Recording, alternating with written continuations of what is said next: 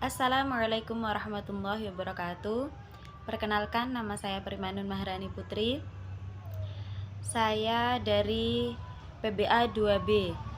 Pada kesempatan kali ini saya akan sedikit menjelaskan tentang nuzulul Quran dan asbabun nuzul.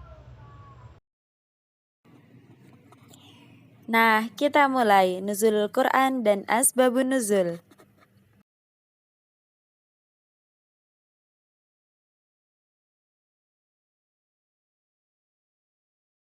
Langsung saja kita ke pengertian dari nuzulul Quran.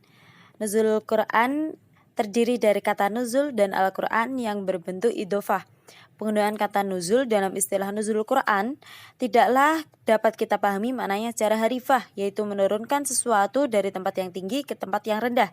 Sebab Al-Quran tidaklah berbentuk fisik ataupun materi. Tetapi pengertian nuzulul Al-Quran yang dimaksud adalah pengertian majazi, yaitu penyampaian informasi atau wahyu kepada Nabi Muhammad melalui perantara malaikat Jibril.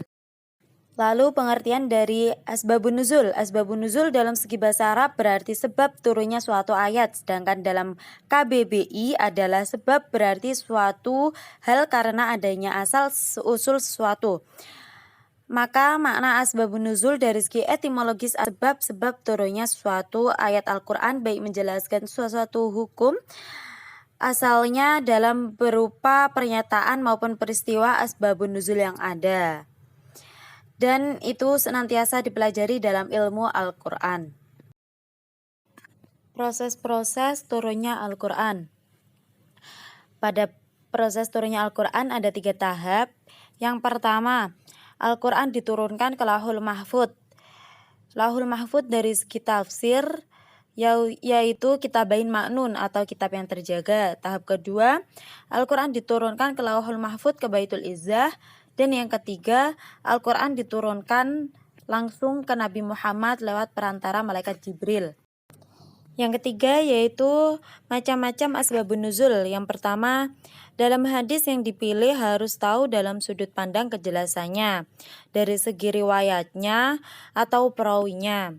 Yang kedua, melihat pernyataan asbabun nuzul dari 2 sudut pandang, yaitu sudut pandang sebuah peristiwa atau jawaban sebagai penjelas kejadian atau peristiwa tertentu yang telah terjadi.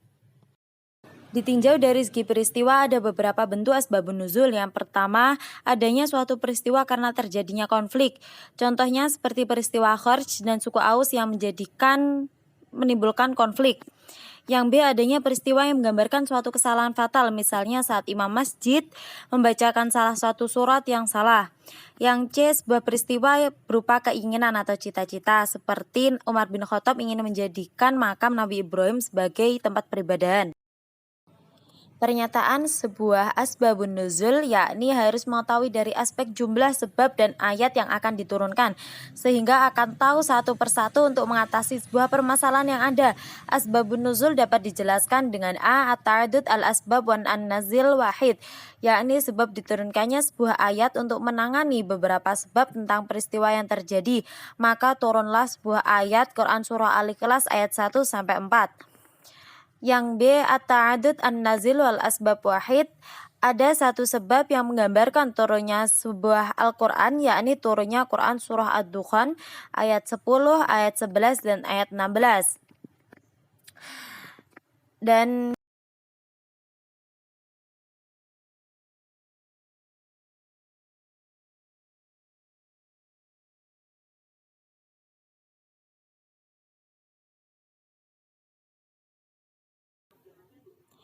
berikut sedikit manfaat dari sedikit pelajaran yang dapat kita ambil. Yang pertama, mengetahui hikmah dan pemberlakuan suatu hukum. Yang kedua, menjelaskan sebuah hukum yang khusus yang ada di dalam Al-Quran. Dan yang ketiga, meyakini kepada manusia bahwa Al-Quran adalah benar dalam ciptaan Allah dan bukan sebuah buatan manusia yang ada.